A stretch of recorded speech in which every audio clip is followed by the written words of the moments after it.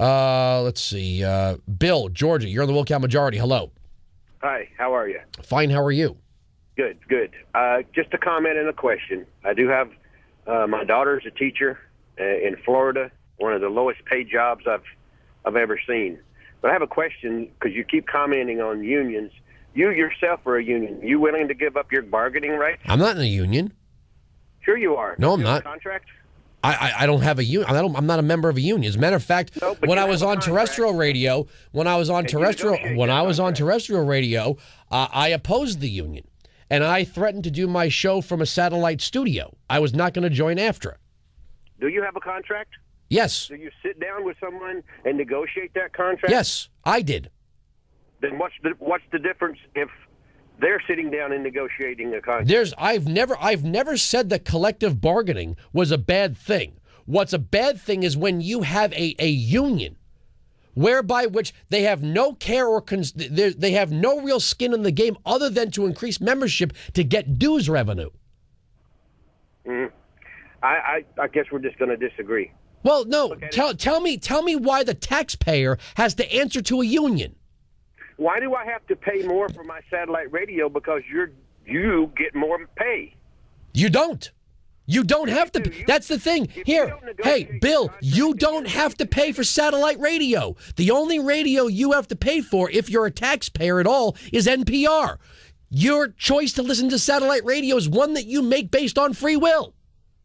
You're blaming. No, you don't get it. You simply don't get it. Your choice to subscribe to Sirius XM is one of free will. The only radio content that you have to pay for is NPR. I don't have to pay for satellite radio. That's true. So now we're in agreement here. This is free will. This is free will. The amount I pay is certainly based on the amount of revenue that they have to pay out as well as take in. And I'm sure when you negotiate your contract, you don't give back any money. Why would I give back money, sir? So Then why should the teachers? How far do you live from Atlanta? Because the teachers work for the government who works for the taxpayer. Do you have a problem with the contracts written to the Atlanta Falcons? No, I have no problem with any. Well, what do you think they do when they go into a negotiation? Everybody gets paid when they sit down at the negotiating table what both sides agree on.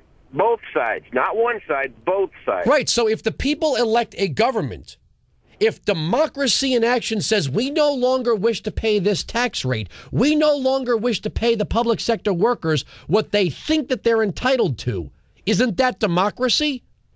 Yes, and it's also democracy for me to sit down and negotiate what my skilled labor is worth.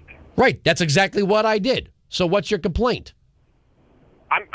My complaint is you're ragging on the union.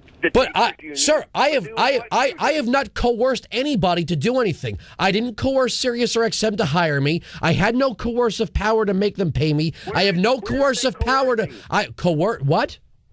Where are they coercing? What? When the government forces you to pay taxes, that's coercion. We're not talking about the government and taxes. We're talking about teachers. Do they work for the government? Do they work for the government? Do they work for the government or the private sector?